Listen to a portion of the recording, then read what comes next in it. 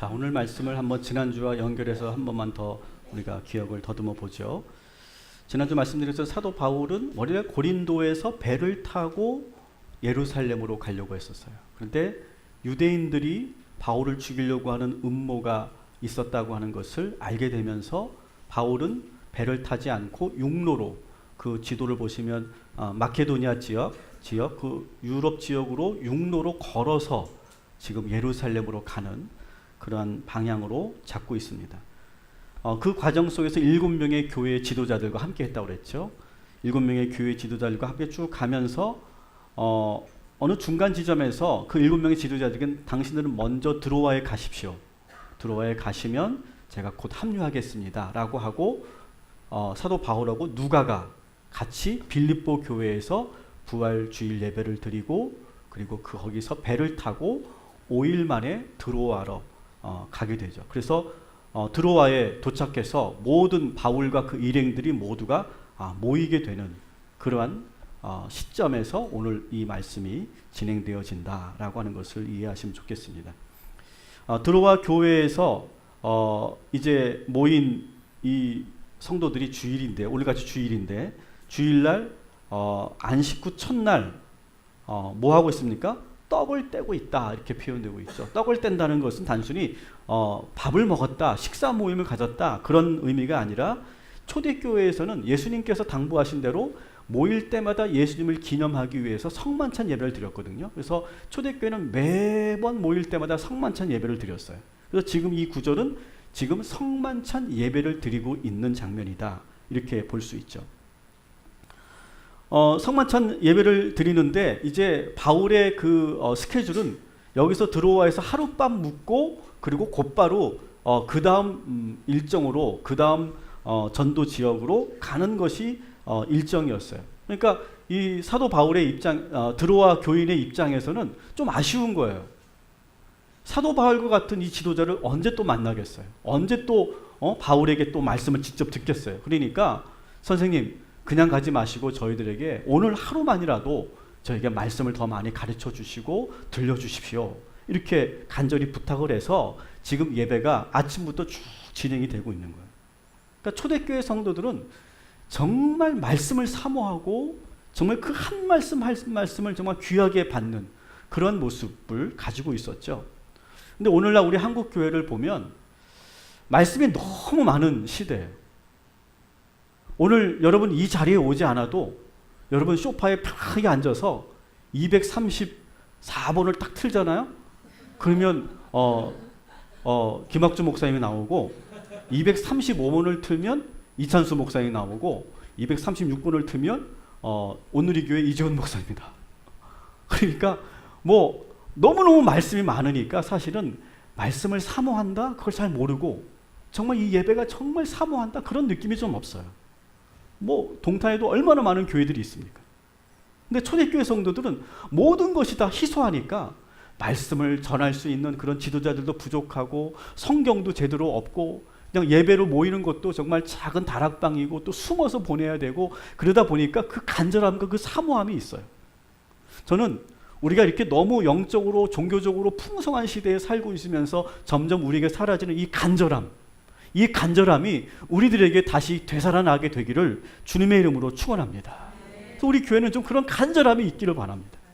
그래서 정말 이 바울의 이 말씀 언제 또 듣느냐라고 하면서 정말 밤을 새워서 지금 이 바울의 말씀에 귀를 기울이고 있어요. 그래서 오늘 7절에 보니까 그들에게 강론할 때 말을 밤중까지 계속했다, 이렇게 되어 있어요. 그러니까 아침부터 성만찬 예배가 시작이 돼가지고 이 예배가 어디까지 이어지는 거예요? 밤중까지 이어졌다는 거예요. 근데 이 다락방에 모인 성도들이 한 사람도 자리를 떠나지 않고 사모하는 마음으로 그 말씀을 스펀지처럼 쫙쫙 빨아들이고 있는 그 모습을 여러분 여기서 보십시오. 그러다가 날이 점점 어두워져서 다락방 곳곳에 등불을 켜놓습니다. 등불을 막 여기저기, 그러니까 한두 개 킨 것도 아니라 여러 곳에 켜놨다. 그러니까 많은 사람들이 모여 있었고 곳곳에 등불을 켜놓은 거예요. 아마 밖에서 이 집을 봤다면 뭔가 불이 난 것처럼 보였을 거예요. 야, 저기 불 난 거 아니야? 이 밤에 저기 왜 이렇게 환하고 막 불이 막 번쩍번쩍거려? 그렇게 아마 느꼈을 거예요. 여러분, 지금 이 드로아 교회 성도들은요, 지금 그냥 단순히 등불 막힌 것이 아니라 그들의 그 심령이, 그들의 마음이 막 불이 붙어 있는 거예요.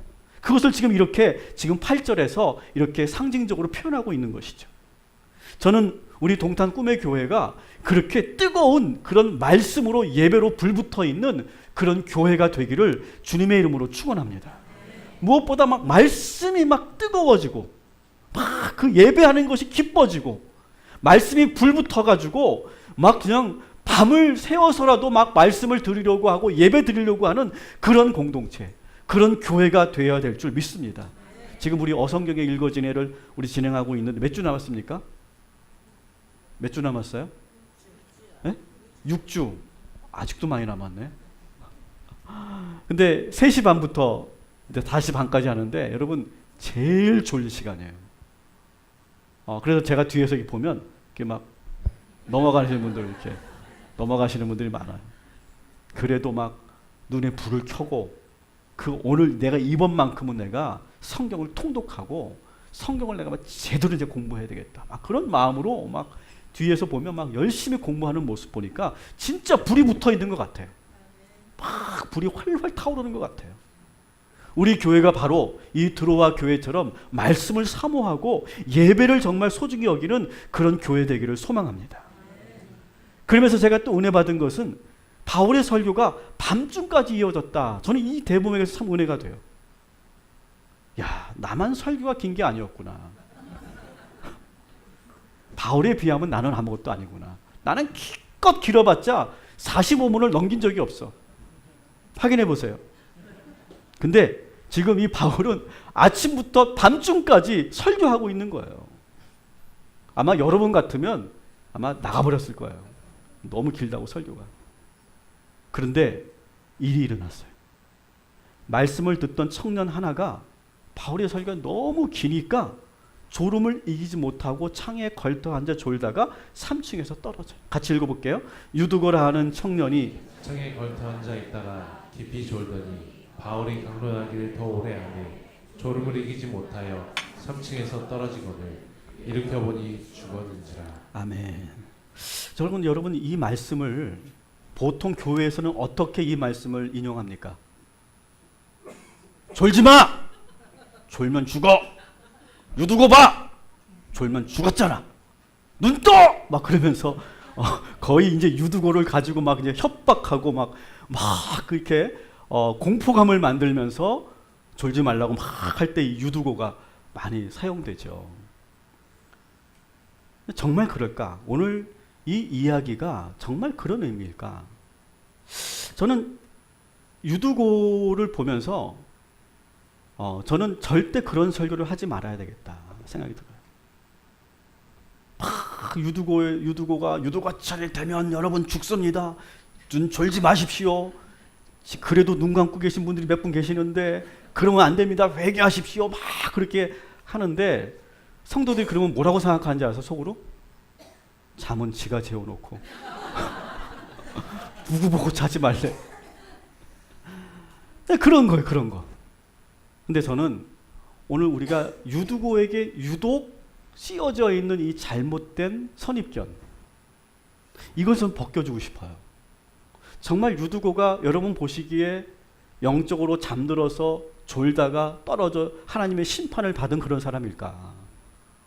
오늘 이 말씀은 지금 이렇게 예배를 드리면서 졸고 있는 여러분들에게 혼을 내는 말씀일까? 저는 그렇게 보이지 않아요. 저는 오늘 그래서 이 유두고를 좀 변호하기 위해서 이 자리에 와 있어요. 그래서 오늘 제목이 유두고를 새롭게 봅니다. 이렇게 저는 봅니다. 자, 9절 말씀을 좀 보시면 9절에 보면 유두고를 뭐라고 지칭합니까? 청년이라고 지칭을 합니다. 청년. 이걸 히라보로 보면 네아니아스라고 하는 그런 내용이에요. 네아니아스. 이 네아니아스라고 하는 이 단어는 실제로 20대에서 40대의 젊은 사람들을 말할 때 네아니아스라고 표현하는데요.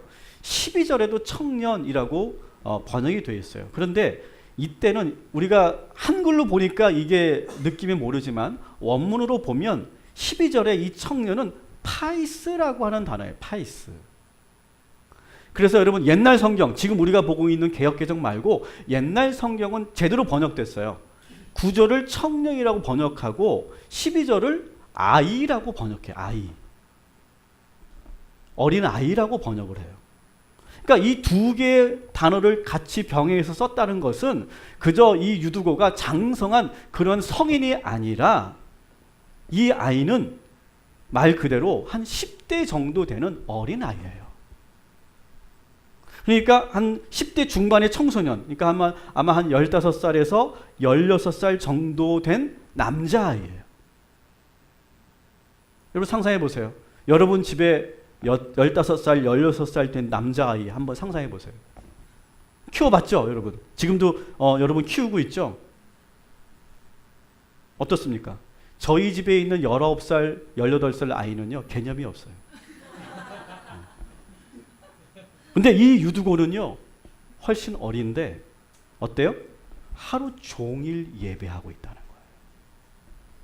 하루 종일 예배하고 있어요.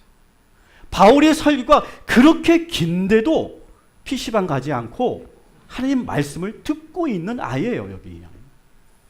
저는 오히려 이 유두고가 대견하게 보여요. 만일 우리 집에 있는 청년들에게 야, 금요심야 갈래? 그러면 아마 막 울그락불그락 할 거예요. 안 가요. 막 그럴 거예요. 근데 오늘 성경에 나오는 이 유두고는 부모님 따라서 교회에 와서 예배 드리면서 오랜 시간 동안 스마트폰도 하지 않고 말씀을 듣다가 잠깐 잠들었을 때, 졸았을 때 일어난 사건이라는 거예요.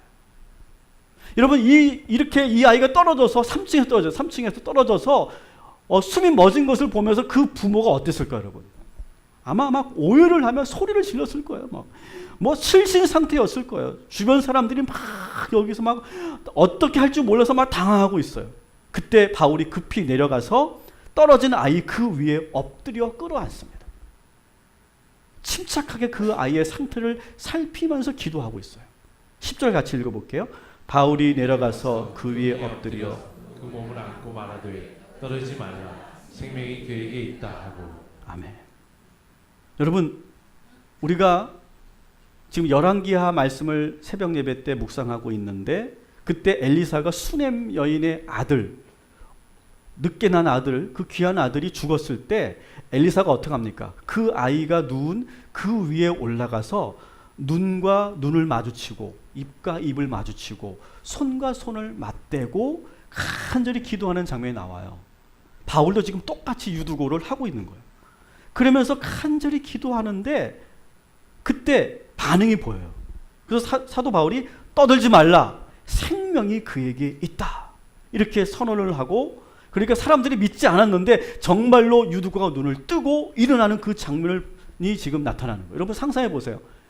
죽었던 아이가 살아나니까 여러분 그 유두고 드로아 교회의 성도들이 지금 어떤 느낌이겠어요? 막 부모는 막 아이를 끌어안고 막 기쁨으로 막 눈물을 흘렸을 것이고, 막 성도들은 와 하나님을 찬양하고 막 감사하고 막 환호성을 지르고 막 그랬을 거예요. 지금 막 그렇게 열기가 막 다시 올라와요. 그때 이 바울이 유두고의 손을 잡고 다시 올라갑니다. 옥상으로. 다락으로 올라가서 예배드리는 장소로 올라가서 거기서 다시 떡을 떼고 먹어요. 이건 뭐예요? 계속 성만찬 예배가 진행되고 있다는 거예요. 유두고의 손을 잡고 성도들과 올라가서 다시 예배, 후반부 예배가 시작되는 거예요. 다시 예배를 드리는데 여러분 상상해 보세요. 전반부 예배도 은혜가 되었겠지만 이 후반부의 예배 분위기가 어떻겠을까요? 정말 뜨거웠지 않았겠어요? 막 기쁨으로 예배 드리지 않았겠어요? 박수라고 말하지 않았는데도 박수면서 막 했을 거고, 뭐 기도하라고 했을 때 막 통소로 기도하고 막 그러지 않았겠어요? 막 그러니까 막 성령이 충만한 예배가 되지 않았겠어요? 그래서 그 예배의 열기가 막 뜨거워지고 충만해지니까 11절에 보니까 오랫동안 날이 새기까지 이야기하고 떠난다. 그러니까 이 예배가 길어진 거예요. 설교도 길어진 거예요. 그러면서 예배가 막 더 충만하고 밤을 새워 철야 기도하면 철야 예배를 드리는 그런 모임으로 바뀌었다라고 하는 거예요. 여러분, 유두고는 예배가 지겨워서 졸다가 죽은 아이가 아니에요. 유두고는요, 예배를 좋아하는 아이였어요. 부모님과 같이 손잡고 예배하는 것을 좋아하는 아이였어요. 10대 청소년이었기 때문에 여러분 그 무서운 그런 10대들 키우고 있는 집 여러분 아시죠? 교회 가정은 어떻게 합니까? 전쟁이죠, 전쟁. 아침마다 전쟁 아닙니까? 근데 이 유두고는 순종하는 아이였어요. 그래서 스스로 예배와 말씀을 막 좋아하는 그런 아이였어요. 그래서 한밤중까지 예배를 드리고 말씀을 듣는 아이였어요. 저는 이 유두고를 보면서 유두고의 그 잘못된 선입견을 다 우리 걷어내야 된다고 생각해요.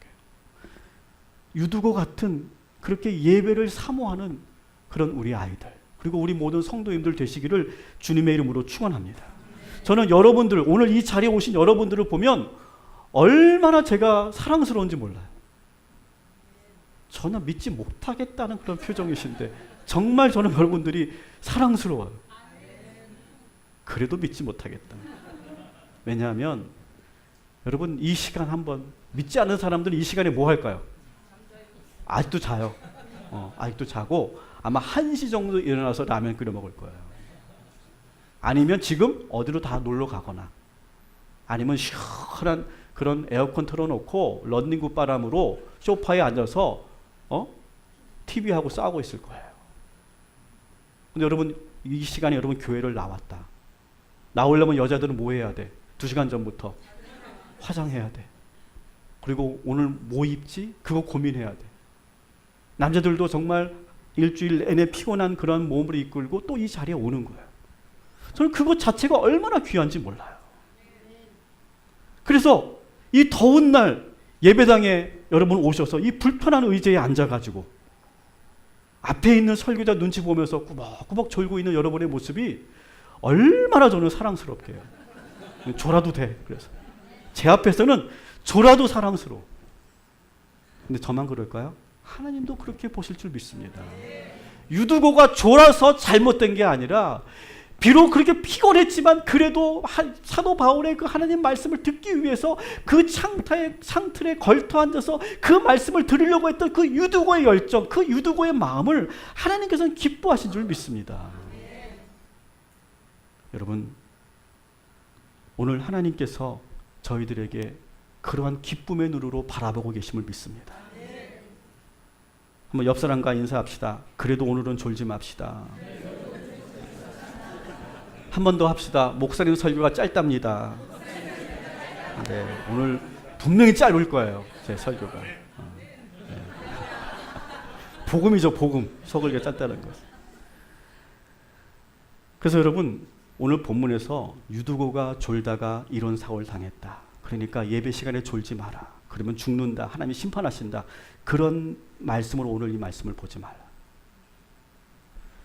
여러분, 저는 이 말씀을 보면서 이것을 우리가 한번 생각해 봤으면 좋겠어요. 유두고가 지금 그렇게 사고를 당했어요. 그러면 유두고의 그 고통과 그 불행을 보면서 우리는 어떻게 해야 돼요? 같이 아파해야 돼요. 그런데 딱 뒤로 물러서서 저거 봐. 조니까 저렇게 죽잖아. 이렇게 판단하고 있다는 거예요. 여러분, 우리 주변에 누군가 불행한 일을 당하잖아요. 판단하지 마시고 함께 하시기 바랍니다. 근데 자꾸 우리는 유두고를 보면서 어떤 심판을 받은 사람으로 이렇게 잠깐 우리가 자꾸 보는 눈이 있어요. 오늘 저는 이 말씀을 우리가 묵상하면서 자꾸 남을 판단하는 습관 내려놓으시고 그들이 어려움에 있다면 그들과 함께하고 그들을 위해 기도하고 눈물로 사도 바울처럼 그렇게 간절히 기도하는 저와 여러분이 되기를 소망합니다. 따라합시다. 유두고를 판단하지 말고 유두고를 위해 기도해 주자.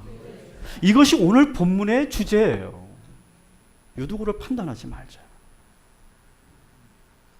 다시 말씀드립니다. 유두고는요, 게을러서 영적으로 병들어서 졸다가 떨어져 죽은 심판받은 어리석은 사람이 아니에요. 여러분, 유두고 때문에 예배가 망쳤나요?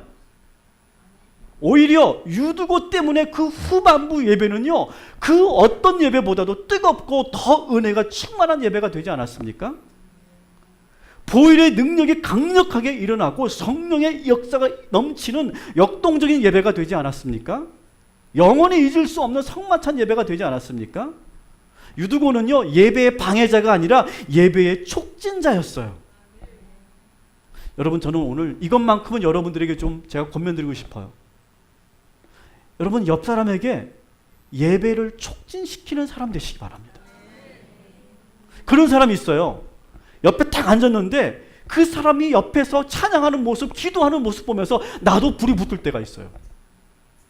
그래서 그 사람을 통해 막 성령의 그 나누어지는 임파테이션의 역사가 나타나는 그런 일들이 있어요. 근데 어떤 사람은 딱 앉으면 기운부터가 달라. 막 계속 한숨 푹푹 쉬고 있고 막 툴툴거리고 있고 막 졸고 있고 그러면 나도 모르게 예배가 은혜가 안 되고 예배가 방해가 될 때가 있잖아요. 옆 사람과 이렇게 인사합시다. 내 옆에 앉아주셔서 감사합니다. 당신 때문에 은혜가 됩니다. 촉진자가 되자. 유두고는요, 예배의 방해자가 아니라 예배를 촉진시키는 사람이었어요. 은혜를 끼치는 사람이었어요. 그리고 유두고는요, 마지막으로 성도들에게 위로를 주는 사람이에요. 12절 같이 읽게요. 시작. 사랑.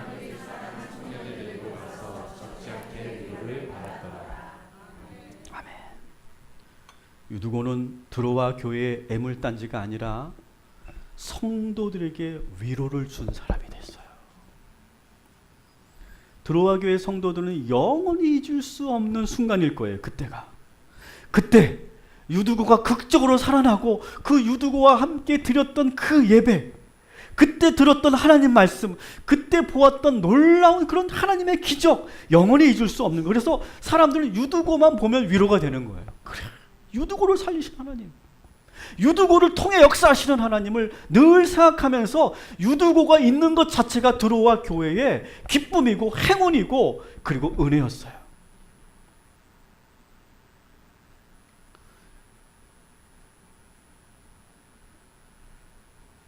저는 지금 막 떠오르는 생각이에요. 유두고 이야기를 하면서.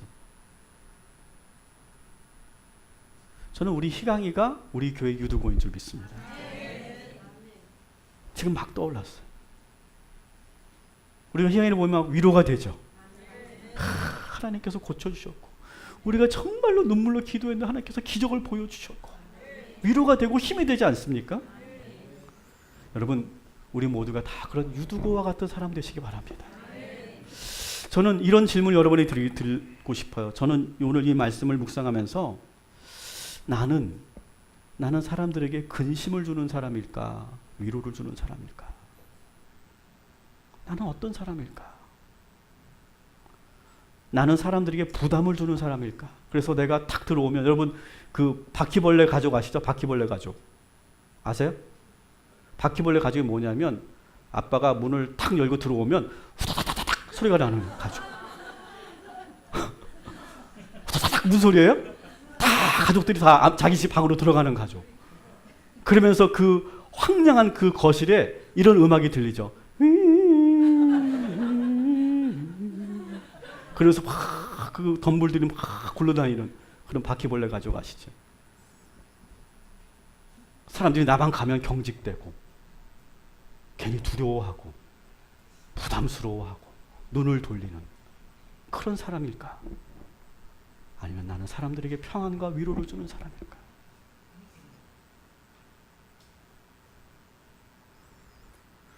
저는 우리가 이런 말을 들으면 좋겠어요. 집사님, 나는 집사님 보면 막 힘이 나. 왠지 막 좋아. 권사님, 나는 권사님만 보면 막 위로가 돼요. 권사님이 그렇게 어렵게 사셨는데 그 모든 것들을 이겨낸, 저는 그 권사님의 그 삶을 보면 나는 막 힘이 나고 기쁨이 되고 위로가 돼요. 정말 고마워요.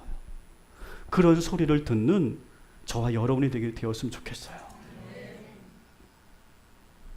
그리고 누군가에게 우리가 다 가서 집사님 잘하고 있어, 힘내. 그렇게 우리가 위로해 줄 수 있는 사람. 그래서 우리 교회가 그런 교회였으면 좋겠어요.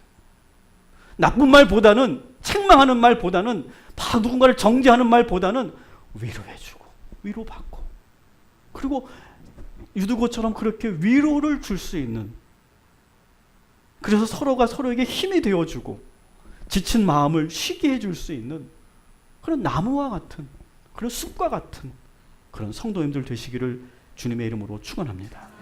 말씀을 마칩니다. 진짜 빨리 끝났죠?